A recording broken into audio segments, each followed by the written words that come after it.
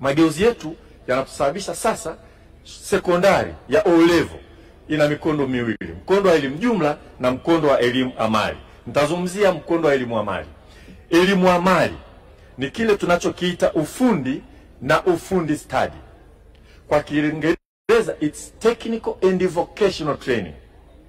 Ni technical and vocational training. Kwa hiyo amali si ufundi tu, lakini ufundi ni amali. Na ufundi study ni amali, ingawaje ufundi study si ufundi. Kwa ule ufundi wa kihandisi ni subcomponent ya ufundi ya mafunzo ya amali kwa ujumla wake. Kwa zile shule alizozungumza Mheshimiwa Maige hapa, kwa mfano Moshi Technical School, Ifunda Technical School, Tanga Technical School ni shule za amali ufundi.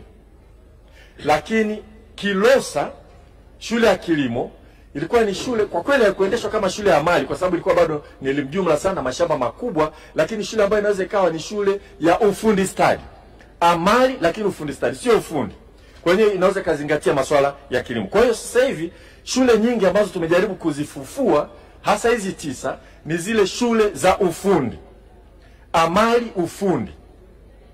Lakini tutakuwa na shule za amali kilimo, amali ukarimu, amali michezo na kadhalika na kadhalika. Hilo swala ni muhimu sana kulielewa. Na katika shule za amali, sekondari za amali, baada ya kumaliza form 4 unapata cheti chako cha NACTVET na cheti cha form 4. Ukitaka kwenda high school ya amali, iwe ni ufundi ama ufundi study, unaenda high school kwa miaka 3. Sasa ngoja nizungumzie high school ya ufundi. Kama ambavyo alikuwa anaeleza Mheshimiwa Maige, ukienda high school ya ufundi unaenda kwenye polytechnic.